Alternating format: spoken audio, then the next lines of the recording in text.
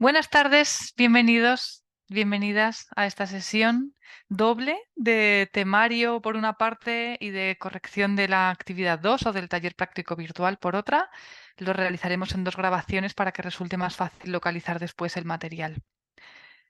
Bien, comienzo por tanto con esta clase, ya casi llegando a la recta final del cuatrimestre, el tema 8 dedicado a los estudios de las músicas populares y la musicología popular. A lo largo de estos tres apartados del tema dedicado a las definiciones de la música popular, los estudios culturales, Simon Frith y la sociología del rock y el análisis de la música popular, podremos observar el carácter interdisciplinar que tienen esos estudios de las músicas populares, analizar las definiciones que ha tenido la música popular a lo largo del siglo XX, teniendo en cuenta las diferentes aproximaciones teóricas que se han realizado en base al consumidor, al oyente, al público. También podremos comprobar la influencia ejercida por los estudios culturales en los análisis de músicas populares. También examinaremos la trayectoria de Simon Frith, este autor de gran reconocimiento en el aspecto del análisis de la música popular, especialmente del rock, como vemos allí. Y finalmente conoceremos las discusiones surgidas en torno al análisis de los discursos de músicas populares.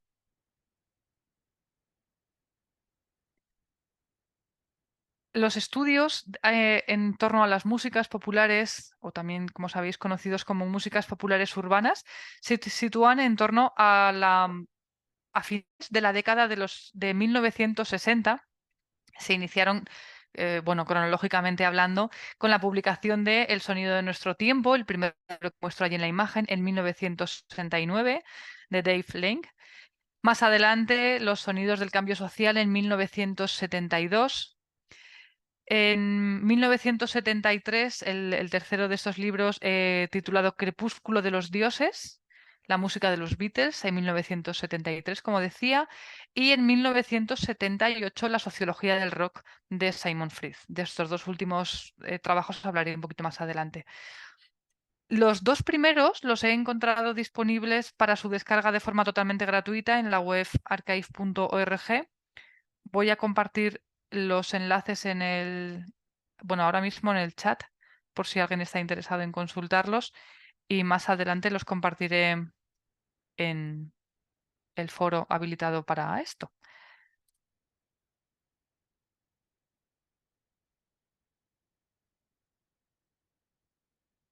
A ver si... Ay, no me permite copiar y pegar, está pegando otra cosa distinta. Mm, Bueno, perdonad, entonces no lo puedo compartir en este momento. De todas maneras, si alguien quisiera consultarlo ahora durante la clase, simplemente copiando el título en internet y sabiendo que la página es archive.org, podríais acceder. De todas maneras, al finalizar la clase, copiaré los dos enlaces en el foro de recursos, ¿de acuerdo? Otro hito importante fue la fundación en el año 1981 de la Asociación Internacional para el Estudio de la Música Popular. Y un año más tarde, el inicio de la trayectoria de la revista Popular Music, editada por esta propia institución. En el primer número de esta revista, como decía, en el año 1982, el musicólogo Philip Tagg defendía que si se llevase a cabo un único tipo de aproximación multidisciplinar, o mejor dicho, un tipo de aproximación multidisciplinar al estudio de la música popular, esto facilitaría el análisis de este tipo de música como una parte de la actividad y de la condición humana. El objetivo inicial de este campo de estudio en torno a la música popular era recuperar o rescatar un poco o poner en valor las músicas que estaban consideradas insignificantes o inferiores como adelante, debido a que este tipo de música asociada con el entretenimiento, con todo el concepto de la mercantilización y del consumo, y, y por tanto el objetivo principal, como digo, de esta disciplina o de esta rama de la musicología es precisamente revalorizar los géneros populares, resaltando fundamentalmente el poder social que tienen estos géneros, ese movimiento de masas tan grande, ¿no?, que supone este tipo de música. conocida como popular. Importante también fue en estas décadas la publicación de estas primeras revistas dedicadas a estos tipos de música, como estas que muestro en pantalla, como veis, de los años 66, 67, 70 y 72, dedicada la segunda especialmente a los, bueno, con el título este de Rolling Stone, la última vemos que es Let It Rock, perdón.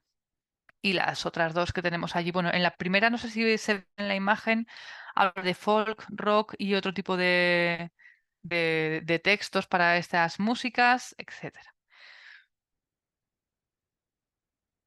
Hay que tener en cuenta que en este momento la influencia que tenía todo el estudio de la música en Europa, en este momento voy a hablar, en torno a los estudios basados en la sociología o esa sociología enfocada hacia la cultura predominante hasta por lo menos la década de 1990, teniendo en cuenta que este planteamiento sociológico está eh, recuperando esos paradigmas planteados por la Escuela de Frankfurt. He seleccionado esta imagen que puse hace 3 o 4 clases cuando hablamos de este tema, bueno, para haceros viajar nuevamente, ¿no? A este periodo o a este momento, a la Escuela de Frankfurt, a Theodor Adorno, que vemos allí también en la imagen abajo a la derecha, y todas esas teorías planteadas por estos sociólogos o músicos como Horkheimer o Adorno, de quienes más hemos hablado, en torno a la politización del arte, de la cultura,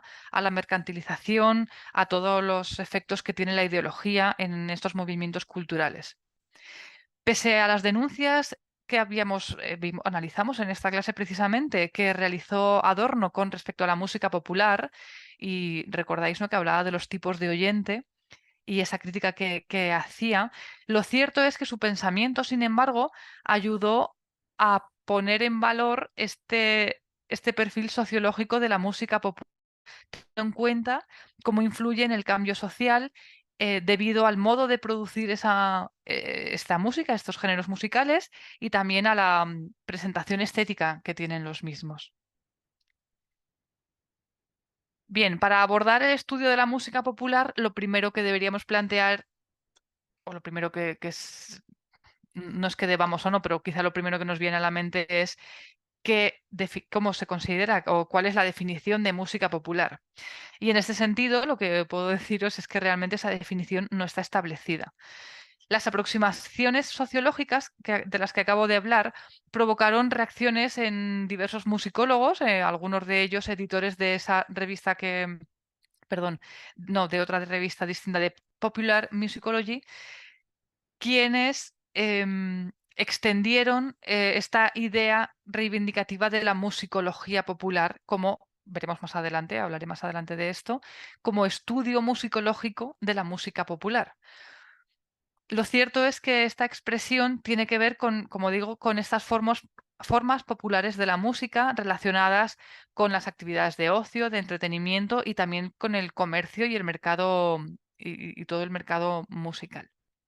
A diferencia de los estudios sociológicos, hay que tener en cuenta que la musicología popular se centra tanto en la crítica como en el análisis musical, pero teniendo en cuenta también el contexto social y cultural en el que esto se desarrolla. Por lo tanto, está muy relacionada con otra parte de la musicología, que es la musicología crítica, en lo que se refiere a esa crítica que hace entre lo que eh, otros aspectos denominan como la alta y la baja cultura musical. Voy a hacer una pausa un momento para preguntaros si en algún momento se está interrumpiendo la imagen o el sonido. Es que me han saltado dos avisos de que la conexión es débil. ¿Me podéis confirmar, por favor?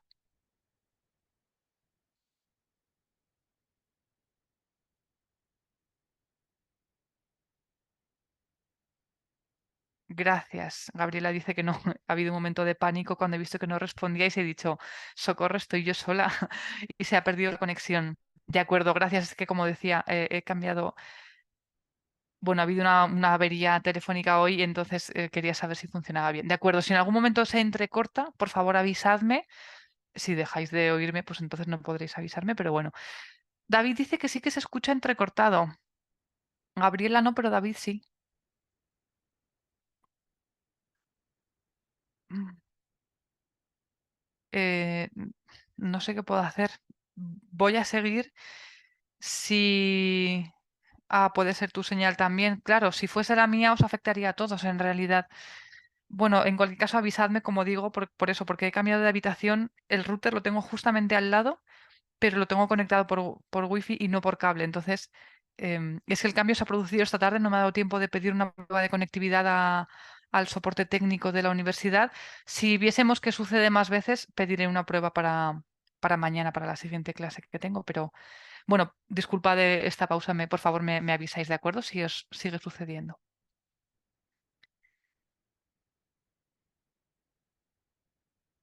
Bien, en torno a la definición de música popular, hacia mediados del siglo XX, o bueno, realmente a lo largo de todo el siglo XX ha sido, ha estado lleno de controversias esta definición, ¿no? Y a día de hoy todavía no hay una definición establecida. Hay alguna sugerencia de la que hablaré más adelante, pero todavía no queda muy claro qué se considera música popular. Incluso el propio término hay veces que tampoco, bueno, pues se amplía a músicas populares y urbanas, ni siquiera popular, sino populares en plural, pero también depende mucho de la corriente musicológica que hable de esto, ¿no? Lo que sí que es cierto es que en torno a mediados del siglo XX este término estaba cargado de connotaciones negativas, como decía, debido a, bueno, pues a los grupos sociales a los que está dirigido este tipo de música y a esa consideración de inferior, ¿no? Por no ser música académica. Esto está condicionado precisamente por esa fuerte influencia que tiene toda la tradición académica, que de alguna forma, según algunas teorías, se autodenomina música de la alta cultura o de alto nivel artístico y por lo tanto todo lo que no sea eso estará por debajo, ¿no? La propia definición de alta cultura hace suponer que todo lo demás está en un nivel inferior.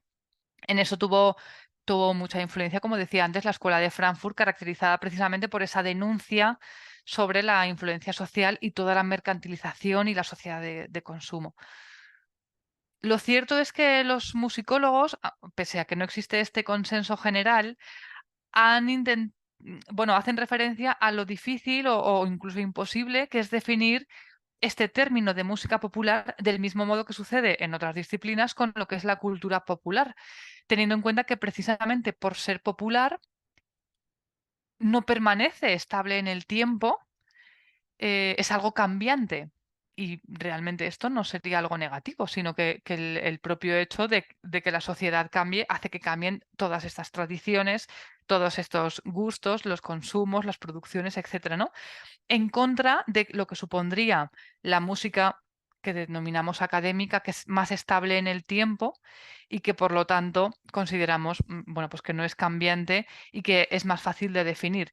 Y voy a hacer un paréntesis en esto, aunque en este tema no se aborda específicamente esta cuestión, pero igual que hemos abordado en otros temas, en otras clases anteriores a esta, los aspectos de la interpretación históricamente informada, y también hemos hablado de que hasta qué punto debe una interpretación ser histórica o no, porque el propio hecho de que los intérpretes evolucionen en el tiempo y estén mm, imbuidos en otros devenires de la historia, de la música, de la interpretación, hace que también su interpretación de música del tiempo pasado esté condicionada, ¿no? Por su propia idiosincrasia.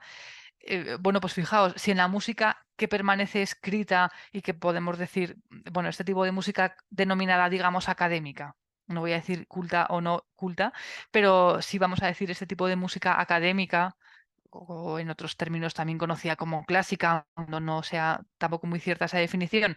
Lo que quiero decir es que ese tipo de música, si se considera que puede ir cambiando en el tiempo su interpretación, que no el documento escrito en sí, fijaos todo lo que sucede con la música popular, en muchos casos ni siquiera escrita o puede ser que esté escrita la partitura y, por supuesto el texto y la música en el tipo de notación que sea, pues acordes, melodías o ritmos, pero tened en cuenta lo importante que es en este tipo de música la puesta en escena, ¿no? La performance, y eso general, eso no está escrito.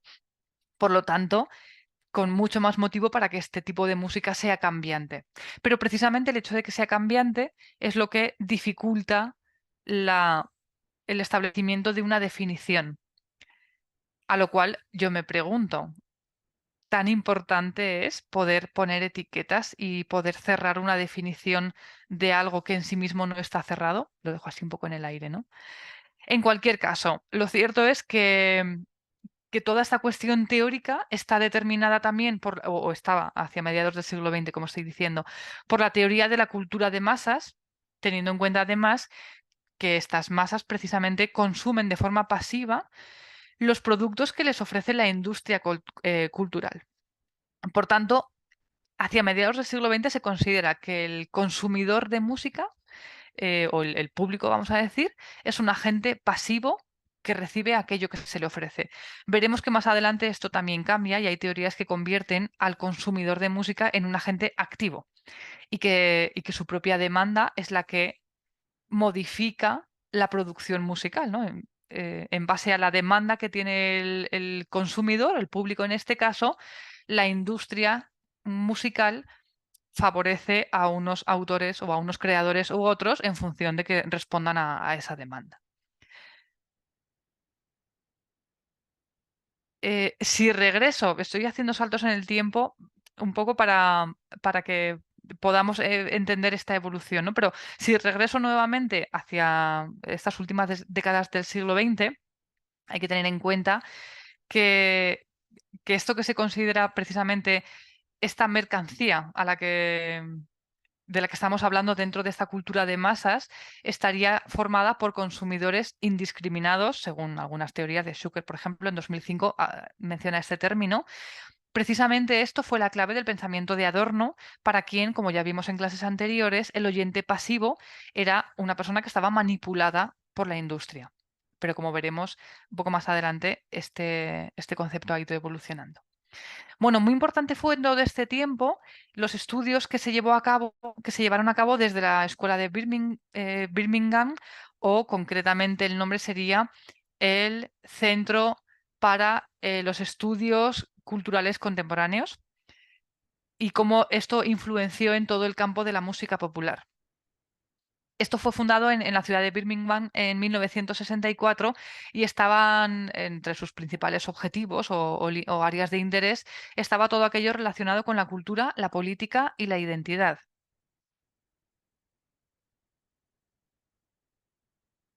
En 1970, por lo tanto, se comenzó a cuestionar esa teoría de cultura de masas, y en las investigaciones de este centro de estudios contemporáneos se enfatizaba en la posición que tenía el consumidor, en este caso ya no como agente pasivo, que simplemente consumía, aunque su nombre siga siendo el de consumidor, sino que también se le otorgaba un papel protagonista e influenciador en todo este ámbito, capaz de crear nuevos significados en el consumo y en la práctica de la música popular.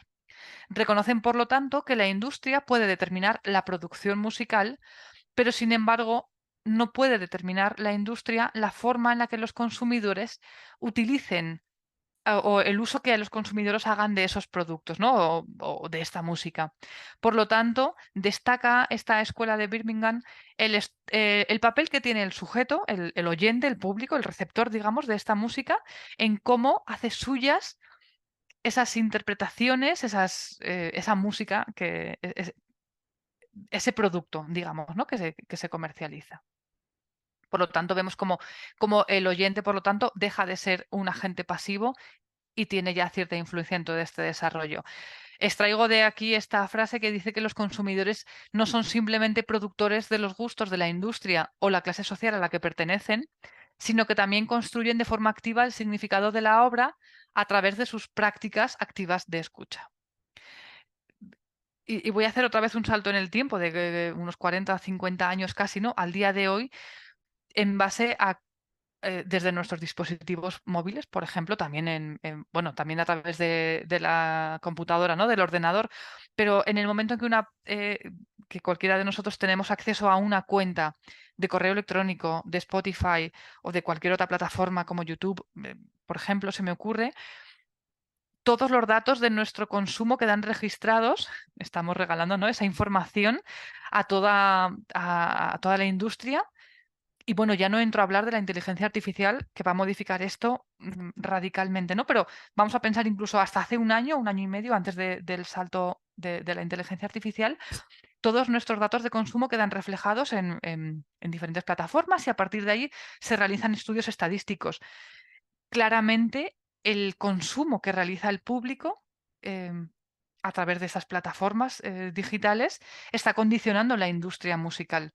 De hecho, es sorprendente, ¿no? Cómo podemos escuchar determinada música en una plataforma o ver anuncios en Internet, en cualquier página, y a partir de allí empezamos a recibir información centrada en nuestros supuestos gustos musicales, ¿no? O gustos de cualquier otra materia, ¿eh? Uno se quiere comprar un coche, busca información de una marca de coche y automáticamente empieza a recibir publicidad con respecto a coches, ¿no? De- con lo cual, fijaos cómo ha evolucionado todo esto. Es que esto no aparece indicado en el tema, pero me parece muy interesante también abordar esta evolución, ¿no? Con respecto a esta valoración del consumidor y cómo el consumo condiciona claramente la creación musical. Bueno, creo que todos tenemos muy claro este tema. Podríamos debatir al respecto, sería muy interesante. Pero bueno, voy a continuar de todas maneras con el tema este. Por lo tanto, como decíamos, la escuela de Birmingham, perdonad que tengo ya aquí un problema con este nombre, en la década de 1970 ya está subrayando el papel del sujeto en base a cómo se apropia y cómo interpreta precisamente este tipo este consumo, ¿no? Este producto. Precisamente también en los años 70 se comenzó a estudiar el ocio de los jóvenes de la clase obrera en Reino Unido, teniendo en cuenta en estas investigaciones cómo la música precisamente era absorbida o recibida, digamos, por los jóvenes y cómo ellos eran capaces de reinterpretar ese producto de la cultura capitalista y cómo, por lo tanto, podían convertir ese producto en uno destinado a la emancipación de este tipo, de este área de la sociedad. En esta Profesora, ¿podría hacer un comentario que me sí, ha claro. sugerido? Sí, solo quería, la clase me ha sugerido una idea, ¿no? La historia, las ciencias sociales, la musicología o los estudios de música y de arte en general, a inicios del siglo XX todavía tenían mucho de la visión del siglo XIX, incluso el siglo XVIII, de analizar individuos y corrientes, pero digamos, todo lo que ocurrió en las dos guerras mundiales y los cambios posteriores, la Revolución Rusa, la Revolución China, etcétera, hay una irrupción del concepto de masa, ¿no? Entonces, la musicología tiene que ver también la cultura popular, la cultura de grandes grupos sociales y cómo hacen música y piensan y sienten la música. Es un cambio bien interesante de todas las clases que nos has dado. Al llegar a este tema, se ve ese cambio, ¿no? Ahora importa lo que las grandes concentraciones de gente entienden y sienten por y para la música, ¿no? Solo quería comentar eso. Y eso es muy del capitalismo, ¿no? Porque están los centros obreros, las clases sociales, digamos, masivas, pero que son subalternas, pensando y sintiendo por y para la música, ¿no? Y los medios de comunicación masivos también es un cambio total desde ese punto de vista. Gracias, nada más. Gracias, Jorge. Muchísimas gracias a ti por tu intervención. Muy interesante. La verdad es que cuando preparaba esta clase me he dado cuenta de que bueno, que se cerraba muy pronto el tema y he dicho, pero es que hay tantísimo que hablar de esto. Es cierto que, claro, podría haber una asignatura que fuese simplemente, o perdón, que fuese solamente dedicada a esto, a músicas populares urbanas. Es una asignatura cada vez más extendida en conservatorios y universidades. De hecho, yo fui profesora durante un curso de esta asignatura durante un montón de horas, ¿no? Y sin embargo, aquí tengo 45 minutos para explicar el tema y se me están ocurriendo muchísimas cosas de las que podría hablar y podríamos hacer mención precisamente a lo que tú has comentado, ¿no? También a estas corrientes y a estos desencadenantes, digamos. Pero bueno, me ciño al tema que está escrito para poder, bueno, pues dejarlo así terminado en este tiempo tan corto. Pero la verdad es que me parece muy interesante todo lo que comentas y, y bueno, que me gustaría mucho también seguir profundizando en ello, ¿no? Porque, claro, podríamos centrar este estudio sociológico en un área determinada a nivel geográfico, pero lo que dices es que te has ido a la Revolución China, ¿no? Es que estamos muchísimo más lejos geográficamente y, sin embargo, como a cuantísima población ha afectado todo esto. Bueno, después de esta reflexión, voy a continuar. Como decía, en relación a esta línea de pensamiento de la que estaba hablando anteriormente, En 1973, el autor que muestro aquí en imagen, Stuart Hall, dio una conferencia titulada Encoding and Decoding in the Television Discourse, que causó un gran impacto. Bueno, he seleccionado esta imagen que aparece a la izquierda, es la transcripción de esta entrevista, que también la he encontrado accesible de forma gratuita. Creo que eran 80 y tantas páginas lo que ocupaba este documento. Simplemente he hecho así una captura de un fragmento de la imagen, ¿no? Del inicio, pero es interesante si quiera consultar esta entrevista. Perdón, esta conferencia, podría acceder a este texto. Como decía, esta conferencia resultó de gran impacto en el estudio de los medios de comunicación, dado que cuesta precisamente los efectos que tenían estos medios, ¿no? Radio o televisión.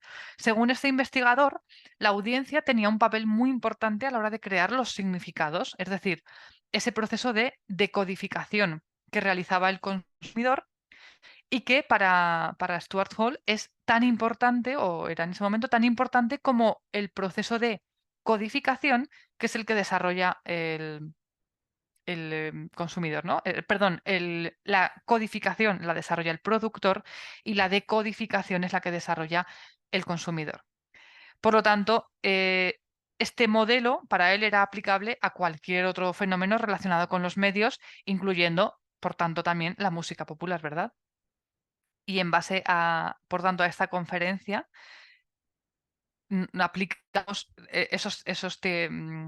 esos paradigmas a la hora de entender la cultura popular y cómo esto afectó a la definición de música popular. He extraído las definiciones publicadas por Richard Middleton en este libro, El estudio de la música popular, publicado en 1990. Hace referencia a 4 tipos de definiciones normativas. Bueno, según en el tema, están indicadas normativas negativas, sociológicas o tecnoeconómicas.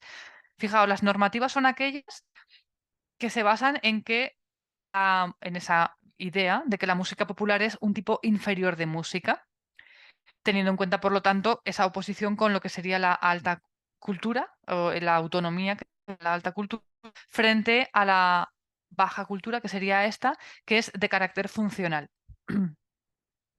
Por otra parte, las definiciones negativas están establecidas así por negación, es decir, lo que no es música popular considera lo que no es música clásica ni música folclórica. O sea, como por eliminación, todo lo que no es música, digamos, denominamos, ¿no? O denominan clásica ni música folclórica, queda por tanto en ese saco, como has dicho antes también tú, Jorge, en ese saco roto que sería todo lo demás, es por tanto esa música popular. Esta definición también descansa en esa supuesta simplicidad de la música popular que, sin embargo, es cuestionable, dado que muchas composiciones denominadas clásicas también se caracterizan precisamente por esa sencillez. Simplicidad puede tener una connotación negativa, ¿no? Pensamos que lo que es simple es vulgar, es común y no tiene más interés. Y sin embargo, pues se me ocurre hablar, por ejemplo, de determinados dentro de los contextos iría cambiando, ¿no? Pero el estilo galante en la época en la que se enmarcó, después del barroco, se consideraba también sencillo y sin embargo hoy en día no pensaríamos en algo negativo de ese género musical. O si nos vamos ya en el siglo XX al minimalismo, también dentro del entorno en el que se empieza a crear el minimalismo después de la Segunda Escuela de Viena, lo de dodecafonismo, etcétera, música serial, el minimalismo pretende romper con lo anterior, igual que el estilo galante hizo en su momento, romper con lo anterior y crear una música sencilla y basada en lo mínimo. Y sin embargo, creo, ¿no? No se nos ocurriría pensar que esa música es simple y por lo tanto es de calidad inferior a otras, ¿no? Y sin embargo, esa definición esa consideración de inferioridad sí que se le da a la música popular precisamente, según esta definición que estaba diciendo, precisamente por su sencillez. Entonces, bueno, esto es algo que queda cuestionado, ¿no? en esos estudios musicológicos populares. Un tercer elemento sería la definición sociológica, dado que se asocia la música popular a determinados grupos sociales.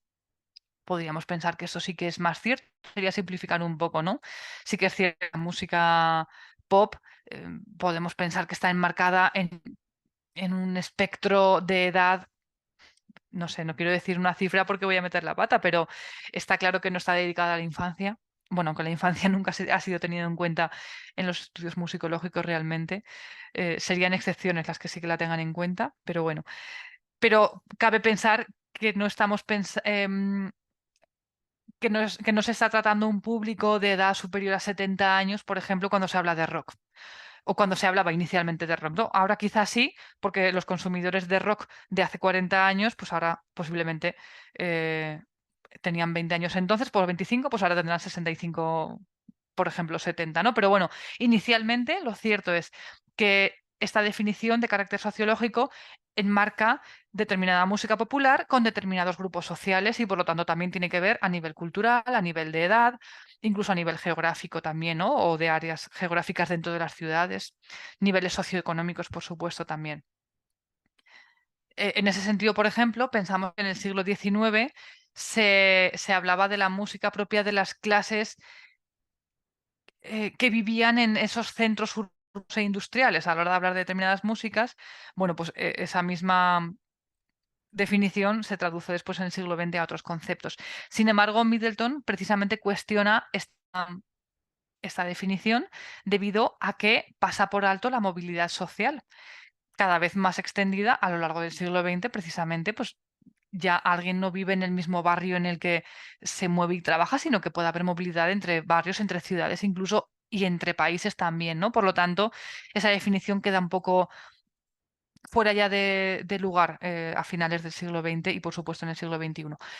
Un cuarto elemento a la hora de definir esta música popular sería este aspecto tecnoeconómico, teniendo en cuenta la forma de difusión realizada a través de medios de comunicación masivos en ese mercado de masas, difundida también de forma electrónica, de grabaciones de audio, de vídeo y ya más recientemente a través de Internet, también a través de la inclusión de esta música y fijaos la importancia que tiene esto de cara a difundir la música a través de la inclusión de determinadas músicas en películas, en el cine, y ni siquiera en cine solamente, sino también incluso en series de televisión y, por supuesto, a la hora de hacer una interpretación en directo mediante la amplificación de la música y todos los medios tecnológicos que se usan, no solamente para la difusión de la música a través de medios digitales, sino a través de la propia interpretación musical en un concierto en directo, ¿no?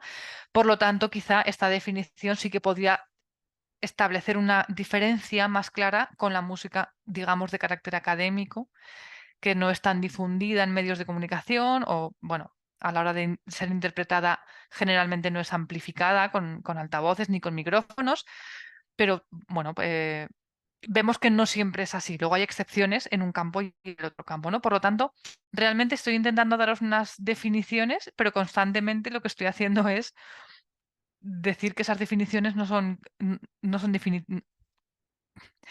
definitivas, valga la redundancia, no son concluyentes, quería decir. Bueno, en cualquier caso, en 1990, como de quien he hablado antes, Richard Middleton establece diferentes categorías, ¿no? Como consecuencia precisamente de todas esas diferencias que se han establecido anteriormente.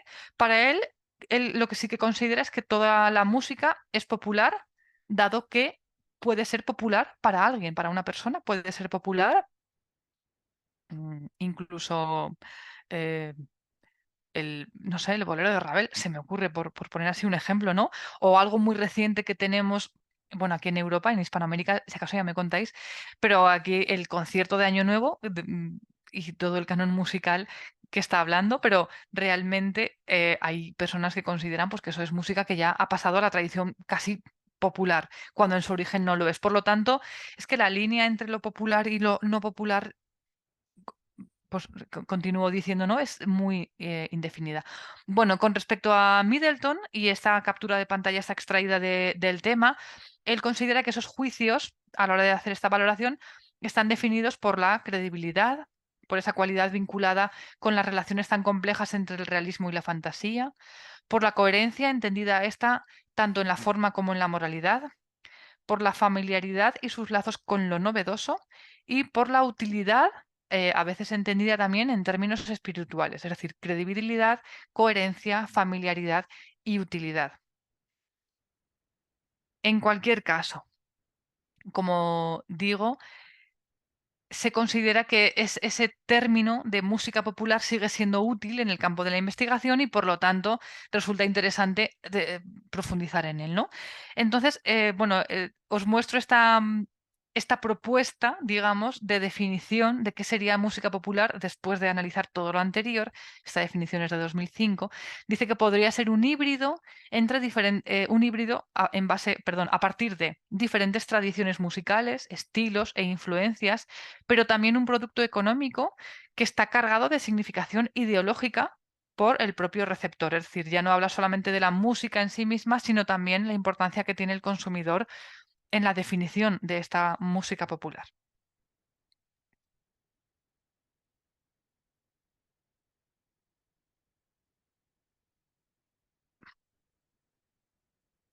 Bien, rescato. Ah, claro, digo, ¿por qué había puesto yo esta diapositiva? De pronto me había perdido. Voy a rescatar todas estas teorías planteadas por la Escuela de Birmingham para plantear este marco teórico que se fundamentó en esta escuela en base a lo que se denomina el circuito de la cultura, que formuló Stuart Hall, de quien hemos hablado antes. Es este modelo que pretende explicar en base a 5 elementos y las relaciones que tienen entre sí todo el desarrollo y evolución de la cultura, que serían producción, que aparece abajo a la derecha, consumo, según vamos girando hacia la izquierda, regulación, representación e identidad.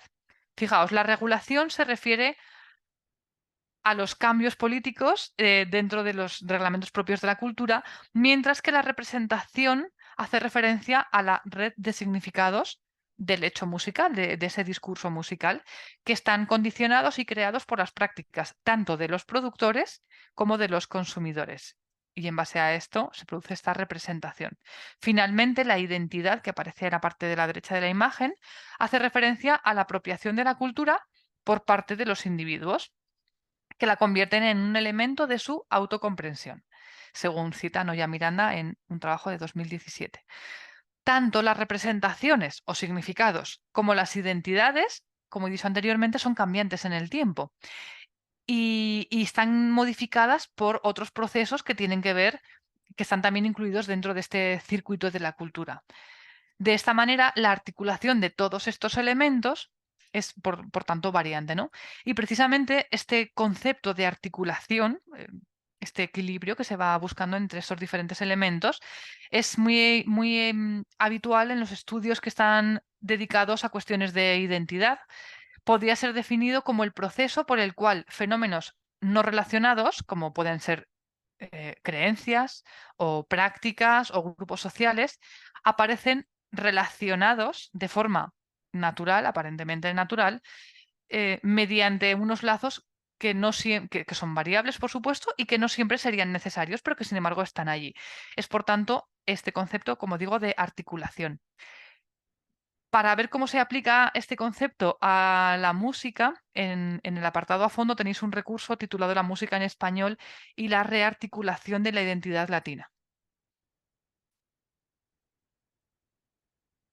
Bien, el siguiente apartado de este tema es el que está dedicado a Simon Fries, profesor de la Universidad de Edimburgo y fundador de la Asociación Internacional para el Estudio de la Música Popular, autor de este libro del que he hablado al inicio de la clase, La sociología del rock. Él se dedicó precisamente al estudio del rock en la década de 1960, sugiriendo que se había producido una segmentación en el mercado de este género musical del rock, estando dividido entre el rock destinado a la clase trabajadora y el destinado al ámbito universitario. Por lo tanto, en este tiempo se produjeron dos culturas del rock caracterizadas, como digo, por cómo se organizaban en el tiempo y sobre todo por esta identidad. Para él, para Fritz, los universitarios empleaban una buena parte del tiempo en leer, escribir y al mismo tiempo escuchar música. Por lo tanto, él considera que la separación de estos espacios, del tiempo de estudio y del tiempo de ocio, estaban muy diluidas, ¿no? Se desvanecen.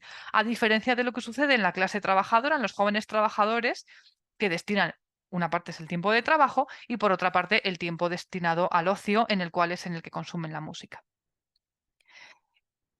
Mantiene, sin embargo, que que el rock era empleada por los trabajadores para reafirmar su identidad colectiva, mientras que los universitarios la utilizan para identificar su identidad personal. Es decir, en el ámbito profesional sería una identidad colectiva, mientras que el universitario hace referencia a la identidad del individuo. Por supuesto, Fritz, como ya he mencionado anteriormente, fue muy crítico con la distinción entre la alta y baja cultura, lo cual consideraba que trascendía del género del rock, en el que hemos visto que hablamos tanto de jóvenes trabajadores, por lo tanto, cabe pensar que sin una formación académica, ¿no? Por la edad a la que ya se dedican a trabajar, frente a jóvenes universitarios que están dedicando su vida pues, a ampliar sus conocimientos, ¿no?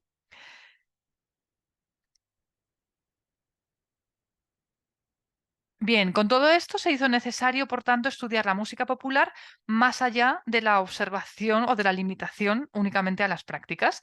En este sentido, se realizaron aproximaciones desde la sociología y estudios culturales con el fin de abordar cómo la música articula esos significados sociales. Y, por tanto, se consideró necesario que era, en primer lugar, elaborar trabajos destinados al estudio de ese discurso musical, analizando, por lo tanto, las carencias de los estudios que hasta ahora se llevaban a cabo desde el ámbito de la sociología y de la sociología cultural. Esos estudios que comenzaron a realizarse se denominaron o se enmarcaron bajo la denominación de musicología popular. Y aclaro repito lo que ya pone en el tema, cuidado que no tiene que ver con una musicología accesible para el pueblo, de ahí que sea popular, sino precisamente con la investigación musicológica y con metodologías musicológicas, pero enfocadas específicamente al estudio de la música popular. O sea, no es lo que es popular, no es la musicología, sino la música que estudia esta rama de la musicología, ¿de acuerdo? Bien, un segundo elemento es el que corresponde al análisis de la música pop. En este sentido, Wilfried Mellers en 1973 dedicó algunos de sus trabajos, como he mencionado también anteriormente, hemos puesto la portada de este libro, era el Crepúsculo de los Dioses, ¿verdad? Dedicado a este grupo, a los Beatles.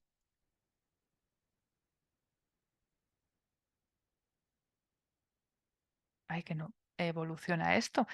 Y bueno, decía, perdón, en la diapositiva anterior, el estudio se centró en en varios grupos de pop canónicos de este periódico, entre ellos los Beatles, que es el que aparece en la portada de su libro, y analizaba su música mediante herramientas propias de la música clásica. Otros estudios posteriores continuaron con esta metodología, con el empleo de esas metodologías de análisis de música clásica en músicas populares urbanas, como por ejemplo Charles Ham en 1979 lo dedicó al estudio de la música popular en Estados Unidos.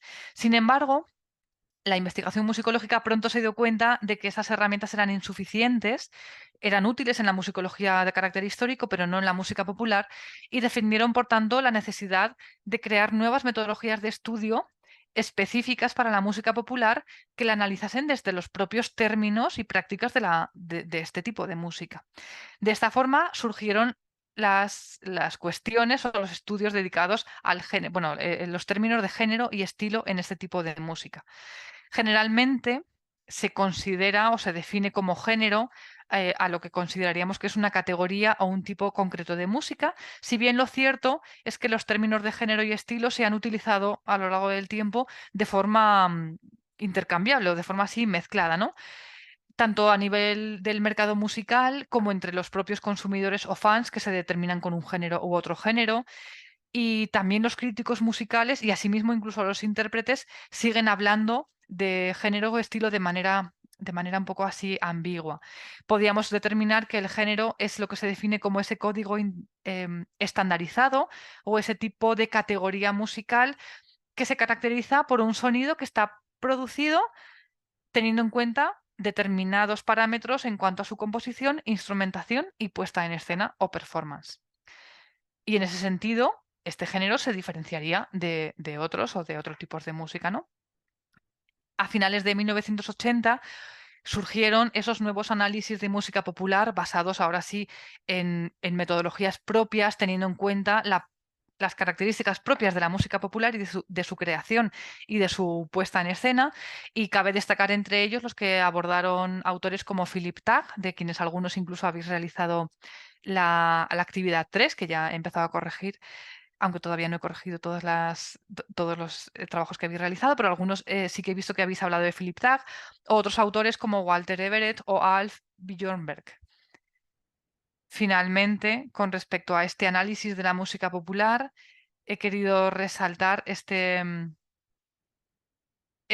trabajo que lo tenéis disponible en el apartado en el apartado a fondo, que hace referencia precisamente, bueno, como veo el título por si no lo veis bien, el género musical en la música popular dice algunos problemas para su caracterización. Está publicado en la revista Transcultural de Música, esta revista trans de la Sociedad de Etnomusicología. Y ahora sí, con esto termino la explicación de este tema 8 dedicado a los estudios de las músicas populares y a la musicología popular. Es un tema que, como decía antes, se me ha quedado muy corto. Me hubiera gustado poder hablar mucho más de ello y poder profundizar mucho más, pero bueno, nos acotamos a lo que está incluido en el tema, que es al fin y al cabo lo que puede entrar en el examen que realizaréis el mes próximo.